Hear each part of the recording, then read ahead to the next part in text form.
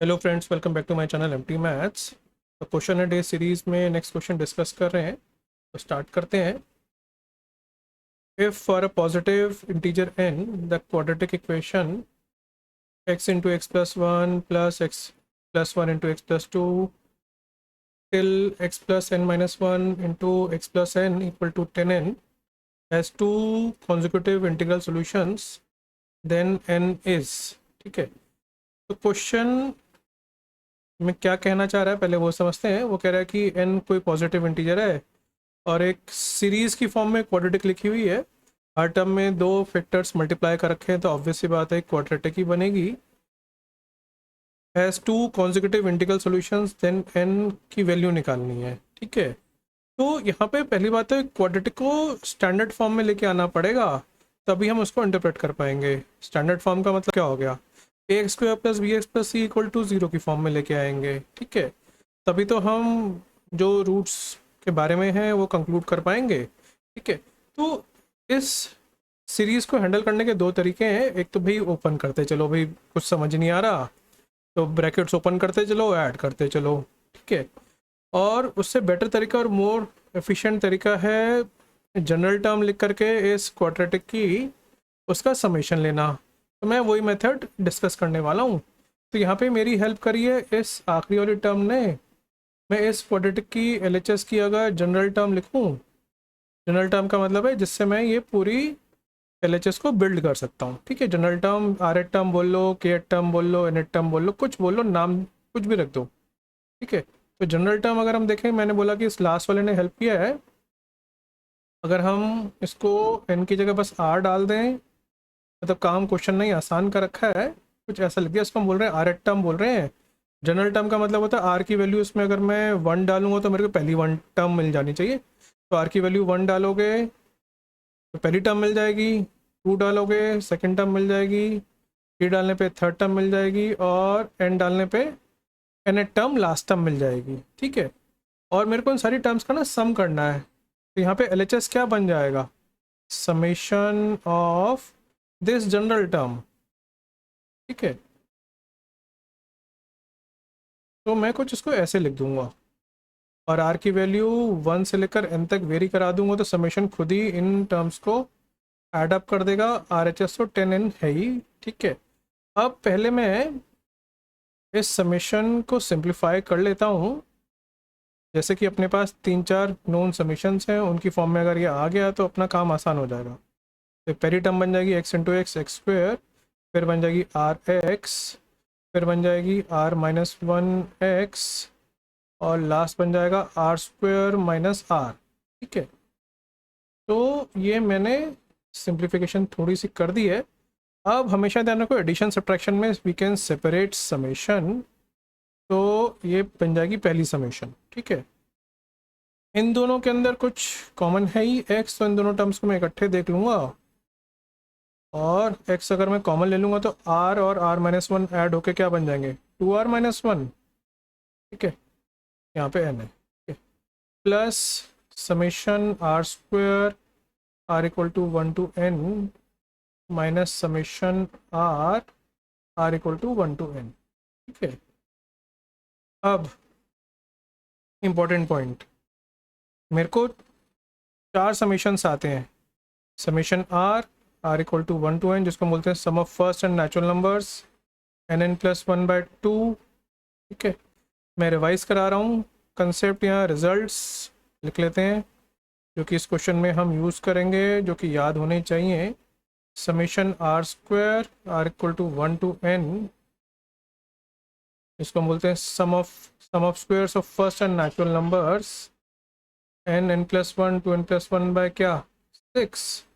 ठीक है, summation R की वैसे इस क्वेश्चन में यूज़ होता हुआ दिख नहीं रहा है, फिर भी जस्ट फॉर समरी पर्पस की सारी चीज़ें एक जगह हम लिख लेते हैं, तुम लोगों का रिवीजन हो जाएगा।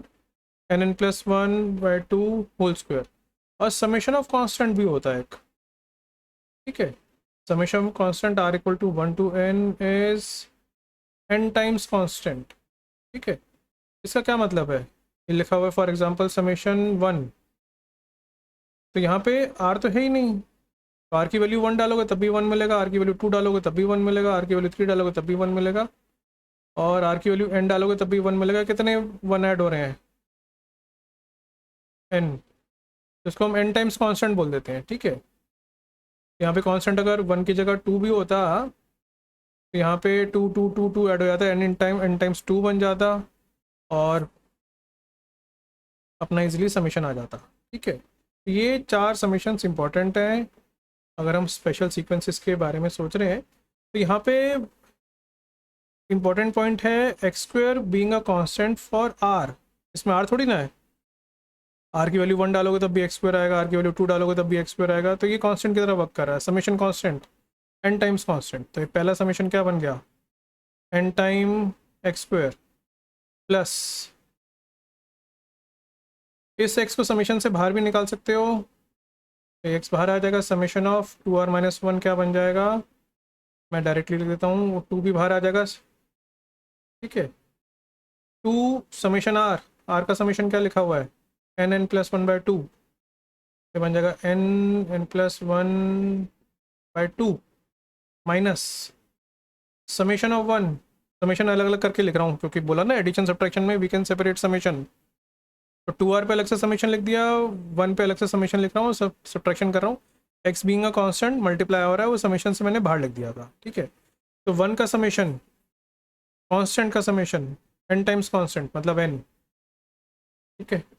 ये 2 से 2 भी उड़ गया, plus summation r square, next term standard result n+1 2n+1/6, ठीक बात, minus last summation, summation of r n+1/2 equal to 10n, ठीक है। तो समीशन तो मैंने अब लिख दिया, अब इसकी सिंप्लीफिकेशन करनी बची है, ठीक। तो यहाँ पे n एक्स स्क्वायर तो है ही, इस ब्रैकेट को ध्यान से देखो, सेकेंड ब्रैकेट को, n square plus n minus n, तो n स्क्वायर बच जाएगा सिर्फ, n स्क्वायर एक्स प्लस, इन दोनों में कुछ कॉमन आ रहा है, बिल्कुल है जी, क्या कॉमन है, n+1/2, ब्रैकेट में क्या बन जाएगा 2n+1/6, ठीक, माइनस क्या, सॉरी 6 नहीं 3, माइनस क्या बच रहा है 1 इक्वल टू 10n। अच्छा यहाँ पे मेरे को एक बड़ी अच्छी चीज़ होती हुई दिख रही है, n कैंसिल हो रहा है, n कॉमन आके कैंसिल कर सकते हैं क्योंकि n पॉजिटिव इंटीजर है, दोनों तरफ कैंसिल कर सकते थे, ठीक है। तो अब चीज़ें थोड़ी सी आसान हो गई हैं, ये बन गया x square plus nx plus n+1/2, और इधर बन जाएगा 2n-2, एलसीएम लेके 3 का, इक्वल टू 10। अब 2 कैंसिल भी कर गया, इससे क्या बच गया, x square plus nx plus n+1 × n-1/3 -10 equal to 0। अब अपनी जो नॉन फॉर्म थी उसमें क्वेश्चन आता हुआ नज़र आ रहा है, ये बन गया n स्क्वायर -1 -30/3, 3 का एलसीएम ले डाला, 3x square plus 3nx plus n square -31 equal to 0, पूरा 3 का एलसीएम ले लिया। तो इतनी मेहनत के बाद अपनी जो क्वेश्चन में क्वाड्रेटिक दे रखी थी सीरीज़ की फॉर्म में, वो हो गई है तैयार, ठीक है। तो पहला स्टेप तो अपना क्वेश्चन का हो गया कंप्लीट। अब अगला स्टेप करते हैं, n की वैल्यू निकालने के लिए अपने को क्या क्वेश्चन में कंडीशन दे रखी है वो समझते हैं। हैज़ 2 कॉन्जिक्यूटिव इंटीग्रल सॉल्यूशंस, एक क्वाड्रेटिक है तो ऑब्वियसली बात है उसकी x की 2 वैल्यूज़ आएंगी, और उसने वो 2 बड़ी अच्छी सी वैल्यूज़ बता रखी हैं, कॉन्जिक्यूटिव भी हैं और इंटीग्रल भी हैं, ठीक है। तो इसको समझते हैं। तो इसके कॉन्जिक्यूटिव इंटीग्रल रूट्स हैं, ठीक है। इसका ये मतलब है सॉल्यूशंस रूट्स इस केस में सेम ही है, ठीक है। तो कुछ भी हो सकता था भाई, कॉन्जिक्यूटिव इंटीग्रल 2 और 3, 3 और 4 अपने को नहीं पता क्योंकि इसमें अननोन है, इक्वेशन पता ही नहीं है क्या है, और एनी तो निकालना है।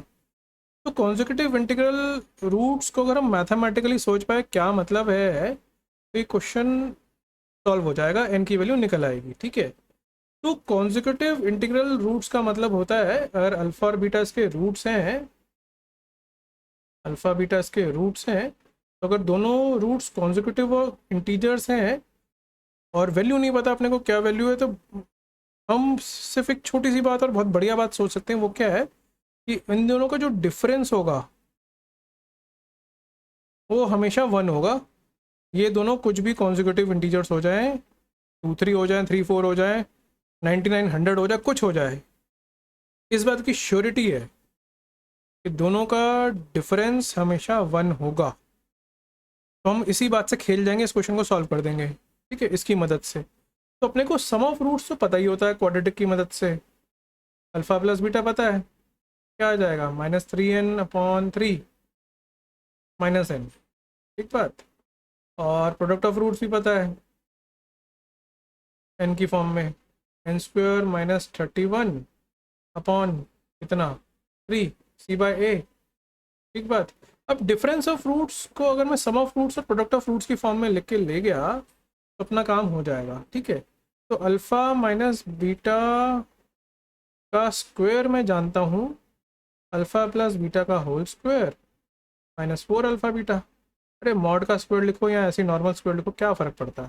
ठीक है, तो ये वैल्यू कितनी है, 1, क्योंकि 1 का स्क्वायर तो 1 ही आना है। अल्फ़ा प्लस बीटा हम निकाल ही चुके हैं, -n का स्क्वायर -4 अल्फ़ा बीटा n² -31/3। अब तो भाई खेल ख़त्म हो चुका है क्वेश्चन का, क्योंकि n की फॉर्म में एक इक्वेशन तैयार हो गई है। सिंप्लीफाई करते हैं, n² -4n², इधर 3 का एलसीएम ले लेते हैं, प्लस कितना बन जाएगा 124/3। 3 का एलसीएम एक साथ ले लिया, 3 को उधर फेंक देते हैं, तो बन जाएगा 3 = -n² प्लस 124।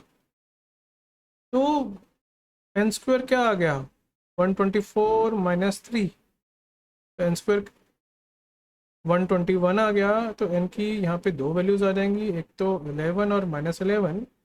और ये तो हो नहीं सकती है, क्वेश्चन में पहली लाइन में लिखा हुआ था n नंबर ऑफ टर्म्स भी हैं, और क्लियरली क्वेश्चन में मेंशन भी था for a positive integer n। ठीक है, n बीइंग पॉजिटिव, तो ये n की वैल्यू ये अपनी होगी ठीक। तो अपना आंसर हो गया तैयार, n की वैल्यू क्या आ गई, 11। तो थोड़ा सा समराइज़ कर देता हूँ फटाफट से कि हमने कैसे सोचा, क्या किया, जिससे रिवीजन सॉर्ट ऑफ हो जाएगा। तो यहाँ पे मैंने देखा कि भाई क्वाड्रेटिक दे रखी है मगर सीरीज़ की फॉर्म में दे रखी है। तो मैंने दिमाग लगाया कि अगर मैं इसकी जनरल टर्म लिख दूँ, और सीरीज़ का मतलब होता है ऐड करना, तो उस जनरल टर्म का अगर मैं समेशन लगा दूंगा तो मेरे को ये LHS सिंप्लीफाई होता हुआ दिखेगा। ठीक है, दूसरा तरीका यूज़ कर सकते थे, मैं प्रेफर नहीं करता वो, कि हर टर्म ओपन अप करो, फिर जो लाइक टर्म्स हैं उनको अरेंज करो। वो भी कर सकते हो, कोई बुरा नहीं है, वो भी ट्राई कर सकते हो खुद से।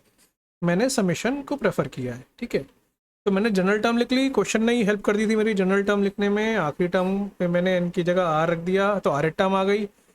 n की जगह k सिंबल लिख दिया तो k टर्म आती। सब एक बातें होती हैं। r की वैल्यू 1 से लेकर n तक वेरी करूँगा, तो मेरे को term 1 term 2 term 3 term n सब मिल जाएगी।